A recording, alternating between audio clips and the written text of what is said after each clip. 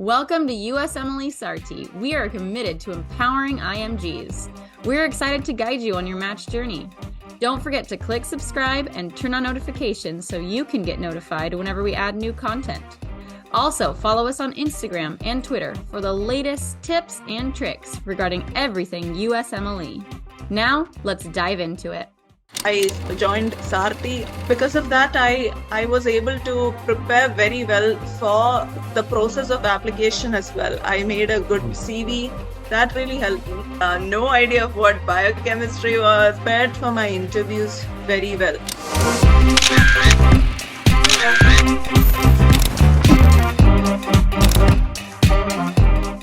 Good morning, good afternoon, good evening, everyone. Today we have our student Nimita, who is a recent graduate, and she matched in internal medicine.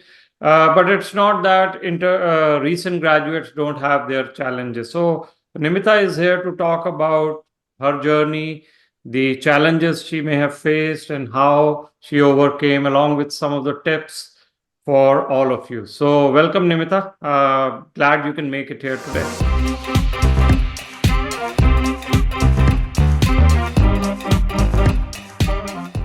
Thank you for this opportunity.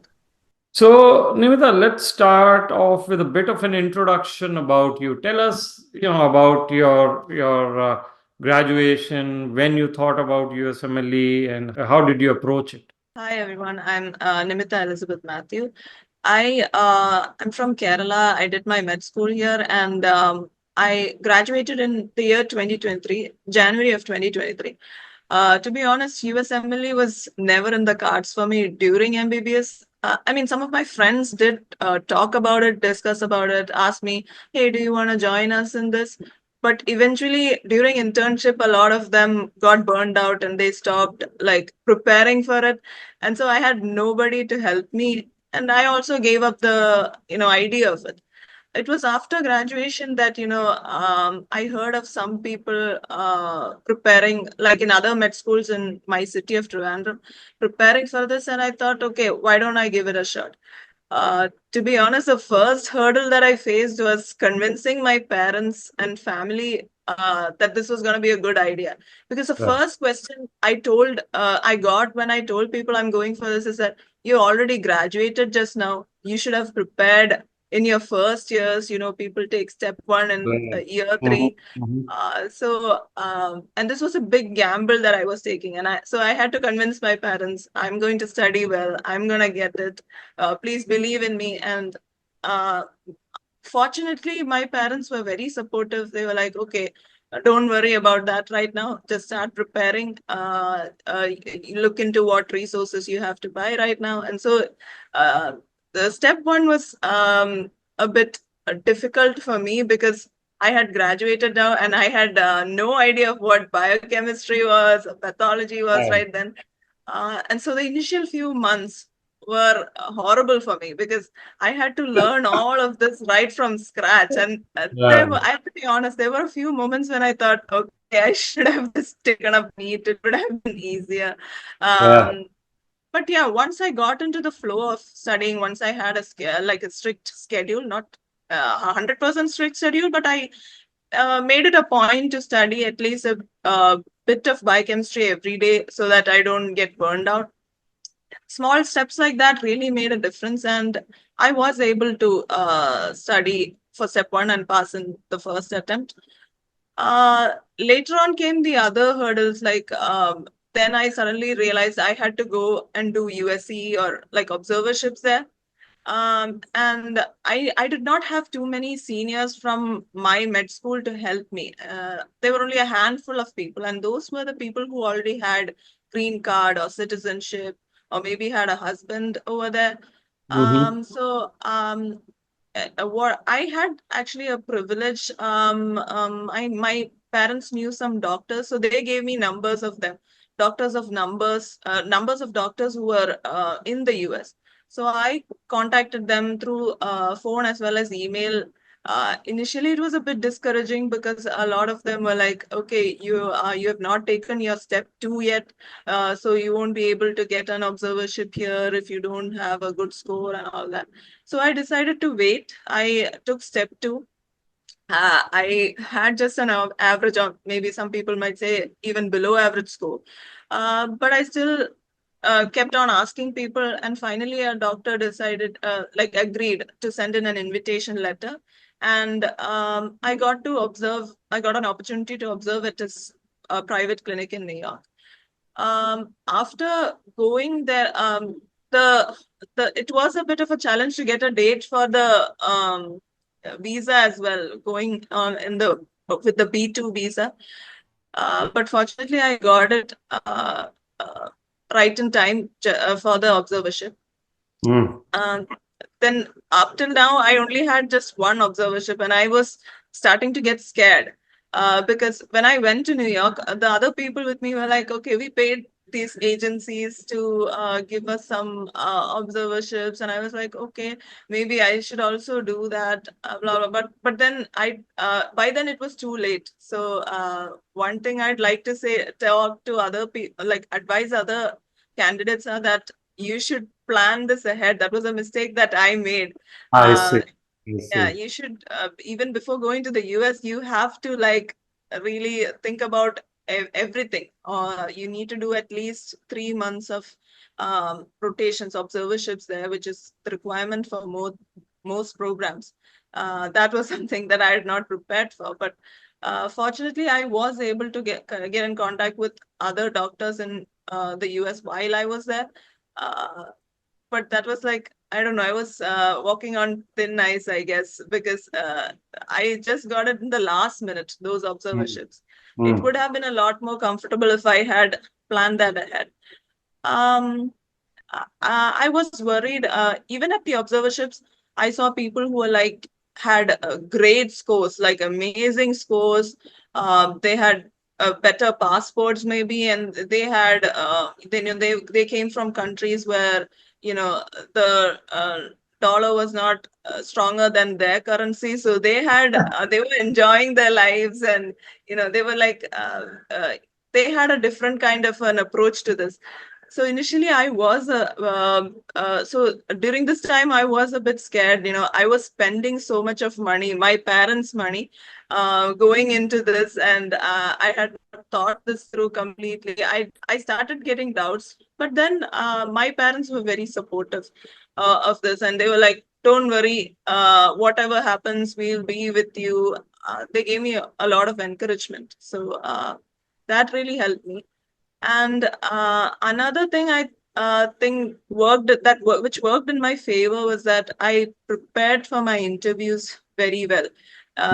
Even though like I had average scores, I was determined. Like if I get an interview, I'm gonna give it the best shot I have. And this is an advice I got from a person who had matched the year before me. He told me he just got one interview and he aced that. He got into a university program. So I was very much encouraged by that, and I started preparing very well. I asked the opinions of a lot of the people I knew. I joined Sarthi on the recommendation of an ex alumni from my med school. So because of that, I was able to prepare very well for the process of application as well. I made a good CV.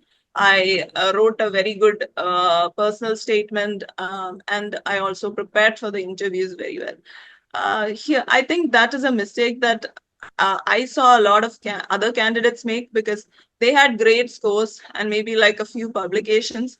They were like, okay, I have a great score and I have a connection here. I asked my mentor this, and they said, yeah, it's sure that I will get in. But guess what? I actually saw people not match in, even with scores of 260s plus. Right. So Yeah. I'm not sure. Obviously, there's no one mantra for this, but I think people take the interview process a bit lightly. Yes. They don't prepare well for it. I think that is the most important thing. Once you get your interview, you are the same as the other person who gets a good score. Like the PD will view you the same, whether you have publications or high scores or anything. So that was something I think which made a big difference in Yeah, obviously. So just to summarize, and I want to make sure we captured it correct. So you said, plan well. So plan in advance if you can, so that you can do your rotations, etc. in advance. Second, you said do your ERAS, CV, PS well. So you spent a lot of time on that. Third, obviously, interview preparation, you said, was a make or break kind of thing. That has to be done very well. But the other thing which you mentioned is planning the finances. So how did you do it? Were you cooking here, or how did you manage? We all know the exchange rates and all. So how did you manage your finances? So obviously my parents were the sponsors of my entire trip to the US. Mm-hmm. But even though they are financially well off in India, when it came to, like you said, the exchange rates, it was a Yeah. huge Huge. amount when you return it to the US dollars. So what helped me was as far as accommodation was concerned, I tried first initial 2 months I booked the lowest, like the cheapest accommodation I could find. I managed to get that one. Then these rotations also I managed to like get some of them for free, Mhm. which helped reduce the cost. Then after the first 2 months, I actually lived with a few people, I lived with a few relatives, then some friends that my parents had in the US. We contacted them and they were more than willing to, accommodate me in their house. Initially, I was a bit scared, I was a bit skeptical. Maybe they may not like it, but Right. I just had to ask. They were Right. more than ready to welcome me.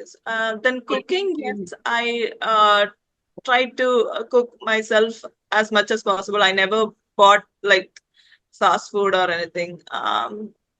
Basically, eggs, milk, and bread are pretty cheap in the US, so you can make do with. You can survive. Yeah. Yeah. So looks like another tip you seem to be saying is be proactive, right? You have to ask. In this Yes. Yes. country, you got to ask, right? I mean, so that's and then you got to be resourceful. So you apparently were cooking and saving money by various things. So that's great. Excellent.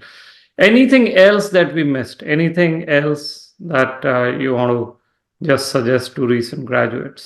I would say have a variety of experiences in the CV. That really helps because in during the interviews, people really ask about the experiences you have in your CV. So if you're doing something that everyone does, maybe that might not excite the PD enough. So it is important that you have a variety of experiences, have some bit of volunteering, have some bit of research or publication, whatever it is, even if it is like my publications, none of them were like PubMed indexed. I would advise PubMed indexed if it's possible, but even so, I tried to do some things and I was able to explain what all I did well during the interview. So that was good, and be very proactive during the observerships. That is very important because out of the 5 interviews I got, three of the interviews actually told me that my LORs, especially one that I got from a doctor in Pennsylvania, was extremely good. So I got stellar in reviews on my LOR, and I think that's only possible because I was very active during that rotation. I was very invested in it. I tried to make the best of the few weeks time I had in that rotation. Excellent. Well, thank you very much, Nimita. This was great, and I think some of very good motivational tips for other IMGs, and you are a proof that it can be done. I mean, it can be done very successfully, even if you start your journey a bit late. So, I think this was great, and congratulations again for your match, and good luck in your residency. Thank you, sir. Thank you so much. Thank you. Thank you so much for watching. We hope that video provided valuable insights for your journey. Don't forget to subscribe to our YouTube channel and follow us on Instagram and Twitter. And check out our website for details on how we can guide you to a successful match.